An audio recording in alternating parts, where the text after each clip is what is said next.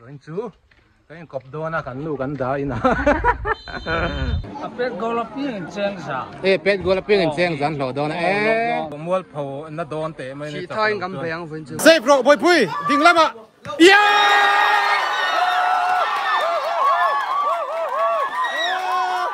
bồi phui cái star che bồi phui cái star cheนี่มั้งcái van lom em lom cái lom lúc tụi penalty pet goal lang ti cả lao lúc tụi cái mo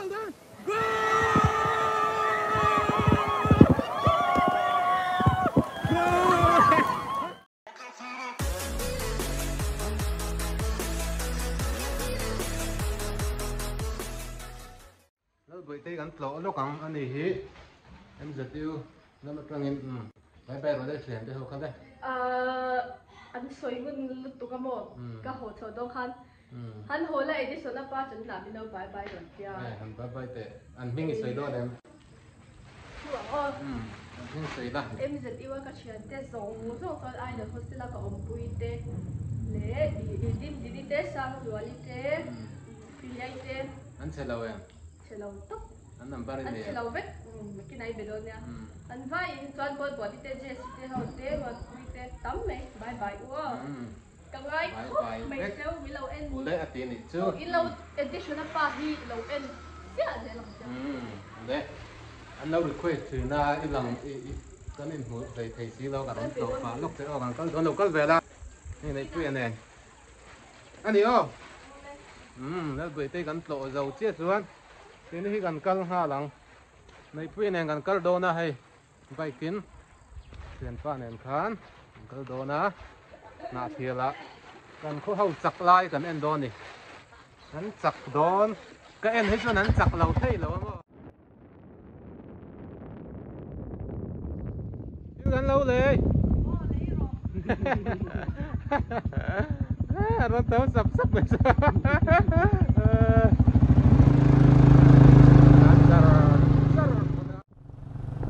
Pang Zol kan luta rồi bụi bìa Pang Zol rồi thiếu tang rồi nã tiệt lo nice jokes đấy là hiện gần rồi rồi rằng nôm mà sang rồi xin nó lon xin đón mi dar ni le chan ve met front tur ania na thiel nen kan Inkhel dona lon xin lo ka ma o beya mun vel pon na chei na sa ni he ku tha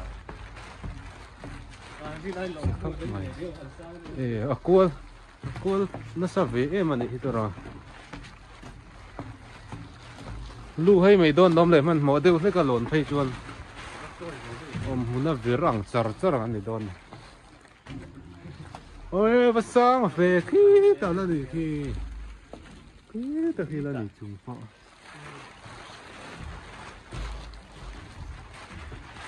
cắn thuyền tới gần không làm ăn nó cắn thao gần làm ăn đều thao hi metar zaruk le somsari borvel ani an tia alon chung rai zong he mi hring pa ngai tia man mo lu tuk lawa kan kal hian kan lon chho hian dar ka ruk le tem vel lon ngai thunga video kan kat then lek leka toi te in video se lu tuk lo nan karon da chaw he sang khop mai cool sang ta cái này mới tàu giờ rục lệ tí tết xưa zuông thế là cần đâm chuột rồi thế là mà hiện clear in rem kho mà nè welding pop làm men hết khắp bằng này rồi chứ đun thêm cả phía rồi chứ đun thì chỉ mang tí là chụp cái đó nuông cốc mày hay hí Pang Zol khopel Pang Zol Khua lệ Pang Zol lệ thiếu tlang kho inkar o hay hí Pang Zol lệ thiếu tlang kho inkar o mà nè company lắm xiêm ni om tắc anh chụp xuống ở đây lệ đó là gan chụp lệ hal đều mấy ngã đó car anh em một giật mình lệ ngay chụp nan ô bây giờ like and subscribe phần tí lốc tao lên like and subscribe nào đến phải sub thế nhiều cái nào tới hao anh đi khi nào siêu trả ra cái hụt lệ đó đi lên cái lệ phần đó nắng thiếu sang có chung gần thanh ta thiếu sang à chun rùa lâu sur về re lâu ní gần khua sur xong mà chắc là hay anh làm liền po là hú mía là vấn đề chứ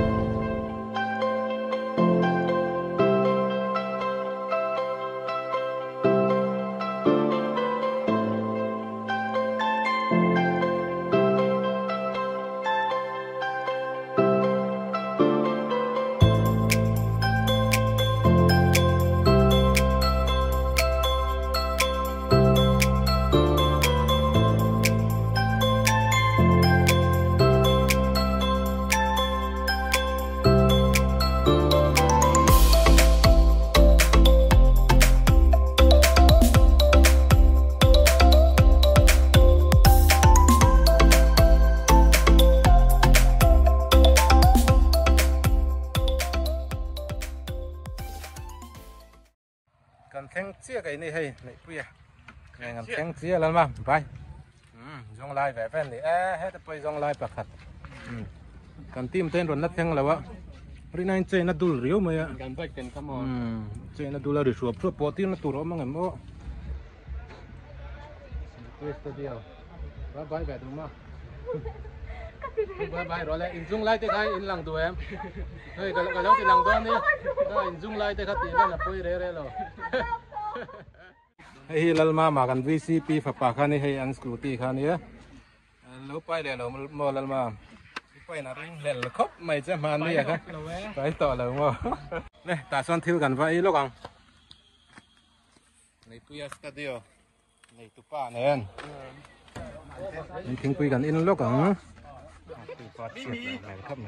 mi mà mi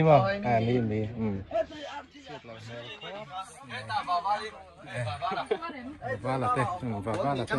ha gol hi miss mo in sak em chak ram mo em đồ rất chol po nuông đồ này hay nuông đồ cây lẽ mày nghe ôm mày tu anh menu à po yên hay Suratam khop mấy tiền giặc khát đul mấy này ok po này mấy rai xong chuan đồ con ô lắm em tụi làm Inkhel về đâu nè em tụi mà muốn Inkhel về là Inkhel chi cái gì là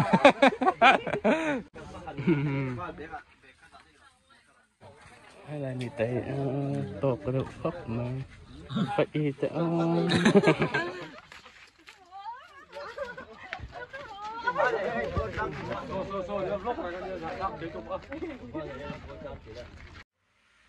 Đoàn sen hết ta hi, này, cắn hoa cái tổ bốc ạ, mấy xe lầu em mấy, mục băng cờ râu thập ấy rồi, hát tiếng Anh vào đoàn sen lái về, cái non lệ u la cả lầu tri đằng sau, anh là spicy pon lần này chứ. Drinks nampang. Kok in đuôi em. Này chuông là về. Bẹt tiếp po. Vẫn chút chặt lẩu thiêng lẩu muối phổ nó đòn tệ mấy. Chỉ thôi ngắm vàng vẫn chưa. Vang rồi lên, nọ thì là electric vàng anh khel mấy cái tụi này á. Này cho nó em phân tâm khúc mày. Đây. Cái dây này rồi anh chú. Cái cọp đô na cắn lù cắn đá ina. Cái dây tay hậu này này, fans cắn này đô này. Cái thấy không? Chú hay là bắt tắm ngày mấy, cái tay đumi ăn lâu om về đumi u nào pa lâu om về cất mày hay, đumi u nào pa, cái lâu căng về lâu đumi, ai đón xe hụt ra về đón rồi, đón in hủ lâu nào đây về đâu ta, rồi nã thiệt luôn. Phi đàn này Chak mày hay lằng xe lầu lẹ mấy téo quá để cái mà yên đó cái lằng chiếc lầu dưới tôi chút xấu em cả đó lầu chịu vắng anh ấy chụp em giống thế là cái lạc trên mà chắc lầu chuyên mua phổ nó đồn đi ô chứ còn chuyên trăng lẹ rồi chặt lẩu chuông cần mua thâu thôi này mấy cần tầm đón cốt mấy hay thuốc khát thấy số là mà sao cần phèn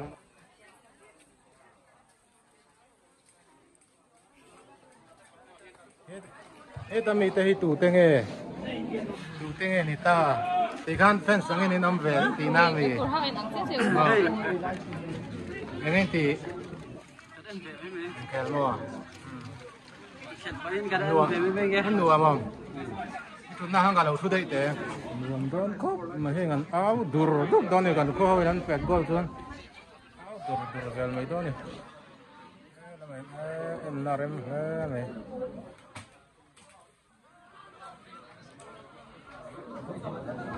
nuông đón đi khóc mấy phi lần này thật sự yêu khóc phụ đón này mấy phụ khóc mày có phụ tết thì gần thua với anh chưa cái này cái nu này cái con thì thấy chị là mà sẽ cái gì in cái đồ thật ra cái nung là mấy cái in nó thật khá là ngay là quá này chứ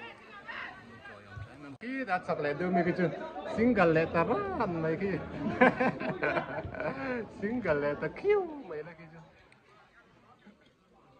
cần cô lên Khel là quá tiền bên đằng Inkhel cần ăn phốt tặng Inkhel ăn cho lúc đó phát ra phần dâu à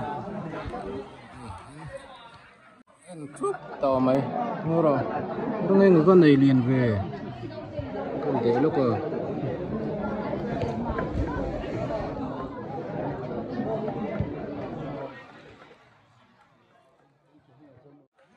anh lút pay đón cho này mua nào vài rồi anh Khel về đón ta hàng tép lút về đón mi biết người chiều rất mình bé chiều rất chiều chắc mấy khai lầu mà Khel về chân đó này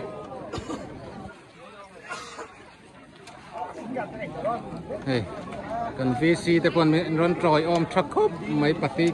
party kia chú lằng láo được láo rồi đấy đó phần bớt phần pet golaping cheng sa pet golaping cheng dàn lẩu đó này trần lẩu thị lẩu này chú hay gắn chặt lẩu phải chú cần mua phô na sa đòn xí pet gold đòn bốc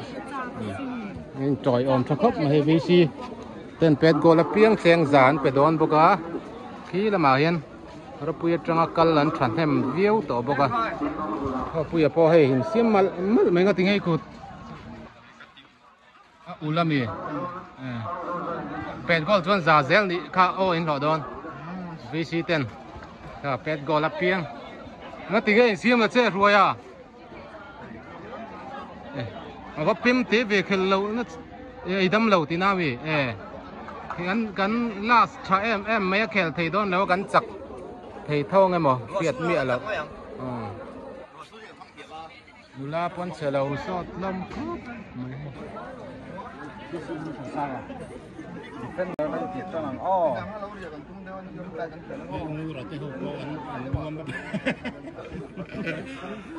hôi đầu hôi lúc tệ sò mà theo tệ tròi ôm Chak khốp mấy vẫn chặt lẩu vẫn suma hek lẩu đâu nè mày chặt lẩu vẫn suma pet gold ăn tiệm lệ suma hek lẩu pet gold ăn tầm pon à pet gold ăn tầm pon cần ui chuông lẩu à sum là mà sum bồi thắc sum là mà bồi thắc lẩu mà sẽ là chặt lẩu in thêm na anh mấy tờ sum hek lẩu khác chứ chặt ngay gần tum đòn đi khi làm mà khi umoi tệ pon ăn ngày đàn ăn lâu sấy về mất mày warm up mấy cái này mà đây giờ coach lệ assistant coach hay anh in thu rục liền thầm tắc anh sấy về là nia team lệ làm tết ta na shit si ni mía si lâu vì si làm trăng in request mà Vangin vlog top cần tu mà Mahse kan ron live thút ta này chứ là mà po hay bên tầm khóc mày ô hô lên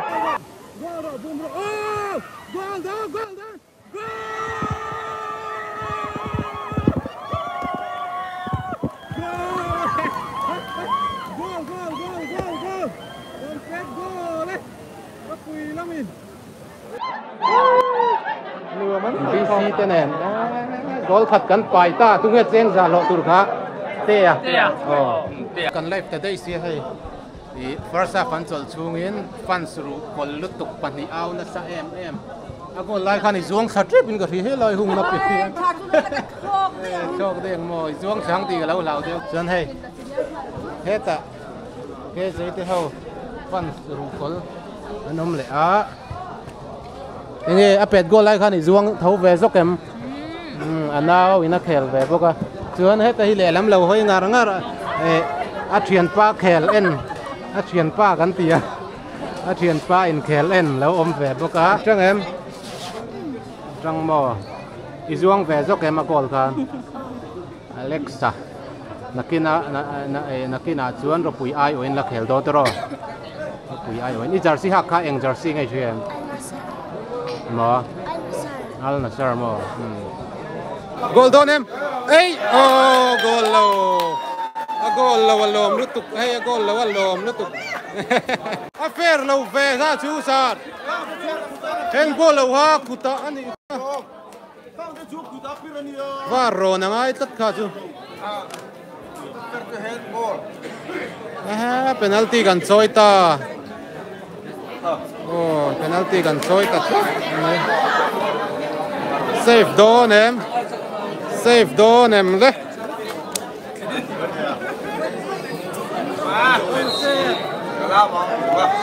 save ro boy pui ding lama ya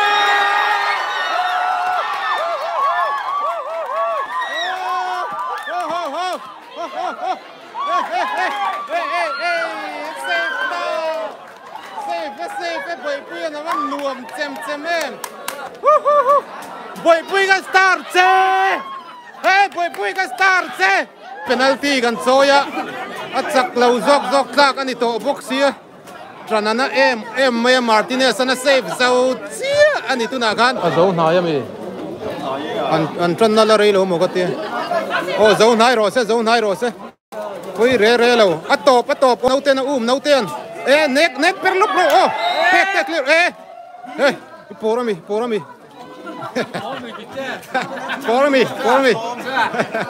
Madu slate pa bro oh clear bola clear thei to lo that pet deresu hey in thadu oh boy puya oh ha dam le ta suai mai we'll see ole to puya oh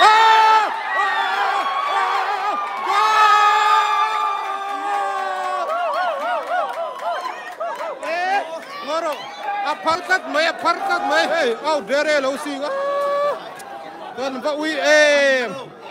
kan au sual tat mai kha chu rong slate pop bro slate hey mando pui mando offside oh kha ni offside dik tak zok chu offside dik tak zok chu kha ni minute sari lai hunan pek bel tat mai affair thei tat lo oh offside adik referee han thiam zia offside he te na paradai to so referee so thiam kan pol la mani so chu kan tham fel dei to 1-0 in ma kan la ruai o minute sari hun pek bel second half ani to ni tu na hian tai dru tai karo a tai ta tha oh tai dru oh mando oh so pa so tu ka va han du tak oh ka han thiam Martinez penalty save ti oh man mo su kok kual pel mai ro ru hey oh Marto bokro bolum ro bokel potro bol kha opkel pot ta che oh huna top do ne hey na tiel fan sau an ho ta thia mai ka hey na tiel fan an din ta su mai na tiel fan an bei dong ta ni na tiel not doing bazar le beng thum in phone ko man nia kan khoi kan he to a gol ngai oh huna top ta to bro sir arei tol tu mong chang in oh ko kol vel mai ti khan oh ko kol vel mai ro oh taกันสักใต้โอ้แล้วกันโหไทยต่อไปđâyกันไล่ฝ่าสวยเลยกันโหดองกันสักตาอันสองตารบวีวิสิกินเป็น1-0เลยนักสังอินควอเตอร์ไฟนอลอันลูกตาควอเตอร์ไฟนอลกันลูกตอนนี้ซูเดี๋ยวไปแหวกพวกอันนี้ฮิลูกเนี่ยเราเห็นเราจังกายแหวกทีนั่นนี่ที่เห็นฟิลซีระอันนี้ฮิจูบางรอกเสียมตัวอันลูป่านักกินอะไรจูเปร่งผู้บาเปร่งผู้บาลักนักกันแล้วนี่ไงเห็นรวมกันที่เอ็มไม่อะตรงนี้จะโลตาค่ะจะโลค่ะอันอมพวกนี้จะโลเตียมีค่ะเป็ดกอลค่ะปะวีขโมยเตียแล้วหลังลูกเตะเลยเป็ดกอลตู้อ๋อรับปุยจันเป็ดโตเจมโอ้ซาบ้าล้ำรอเฮ้ยซาล้ำไล่กันละลูกตัวเฮ้ยซาแล้วจันเรางอยบวันตัวมีงั้นที่เนี่ยเป็ดกอลกันเป็นงั้นที่การันใส่ชั่วกันอีกค่ะเรางอยบวันตัวมาชวนอาเป็ดกอลตู้อังตุกันปุยครับเป็ดเวอุลาวัตรโอ้ปุยครับเป็ดคลากกตีกันพ่ออาเป็ดกอลเนี่ยนั่นเรื่องฟังไงครับปุยข้าน่ะพูกันเตี้ยให้กันวิสิเต้นกันเป็ดโดนั่นที่บอกกันนี่น่ะเที่ยวฟิลันนวมไม่ให้น่ะเที่ยวที่เฟร์เพลย์กราวด์งูระบุหลายแล้วตู้กับEdisonaป้าเราก็สินจักไม่อังกะเตียก็สิมออีสวยดิกเที่ยนี่คือมันกัลเซียตัวนี่จุดรอเนี่ยเป็ดก็วิสิเต้นไลฟ์ทัวรินมีสปอนเซอร์เลยตัวรามาอย่างตักกันกันวิสิเต้กันทรอยอมทางกัลกิมทรัพย์วันนี้กันขวดที่เห็นกันวิสิเต้นมันร้อนทรอยอมทรามาอินจากเราชั้นนะอินจากเราชั้นนี่ไอ้เชี่ยกันหวานด้วยนี่ค่ะหวานด้วยแขกถามว่าเป็นนักตีครับตรงนี้เฮ้ยนี่มั้งเอากันบ้านลมลมก็ลมรู้สึกเป็นนักตีเป็ดก็หลังตีกับเรารู้สึกก็มั้งเป็ดก็ไอ้แขกชาเลยค่ะจุดตีมั้งนี่กันบ้านนี่ค่ะเป็นนักตีเป็ดก็เราไม่กันลมไม่ไอ้โซลมาก็เป็นเซลEdisonaป้าจะไม่รู้เป็นเซลค่ะเป็นเซลบายนี่จูกันว่าอย่างเฮลสัตว์เลี้ยงมันก็มั้งเฮลสัตว์เลี้ยงนี่ที่นักกันเนี่ยที่เขาอาทีมชาโพลตะกันนี่เรามาตัวนู้นมาเห็นทีมมันจะชวนอินไอเซลเพลย์เตไอลีกเพลย์เตอมนุกันที่เราชวนอาทีมบุกริดโพลตักจุนนี่มาตัวนู้นมาแชมเปี้ยนไลน์มาแชมเปี้ยนไลน์เลยprofessional ปาลินแค่ละแชมเปี้ยนไลน์เลยแชมเปี้ยนตัวรินไกเบอร์กันเป็ดขัดไม่วันในทิวทัวนาทิวนอตรูค่ะเอาปัจจกกดสนินาเนี่ยรบปุยค่ะเอาปังจกกดสนินานาอุปติลแล้วนี่เรื่องอันนี้จะตุนทุ่มินเคลจูมุนมวยเป็ดกอลกันรินเนี่ยแอดแปกเตะสังกายโอ้ให้ฮีลมก็สตาร์นัดซีนะก็ซนโอ้มาที่เนสันนี่ริงแต่ไปให้Edisonaไปสับเป็ดจนตุ่มไข่ลายละตัวMVCค่อยจังเงินเป็ดเจ้หันเชียร์ลูกจันหินเป็ดเจ้มาเป็ดกอลเขาจันที่จันหินเป็ดไอ้เฮ้ไปจุดกับหันดูตักกัน first match กอลลูกก็ชูวินาเป็นfirst match กอลลูกก็ชูเป็นอัลติเซ่ริงนุนสุดริงนุนสุดเตียงไม่ชูหรอแมตช์กันมากันอันสักริงอินเวสต์ของท่าเสียอีดาเห็นงำโดนนี่แหละที่ไหนมั้งเจ็บนี่เราเสียเรื่องต่างเห็นงำนี่มาในครัวเตอันนี้วางอินส่วนกันเป็ดแหวนที่มันคนละมาส่วนว่าอย่างแบบส่วนที่ชั้นสู้แชมเปี้ยนไลน์และแชมเปี้ยนตัวละริงเป็ดอันนี้ตัดไม่รู้เป็นส่วนเรียกปารีไลน์มาเจ้าควอเตอร์ไฟนอลตรงนั้นตุ่มโตนาเทียวเท้านาเทียวเท้ากันเป็ดเขาเลยโดนนั่นนี่ดู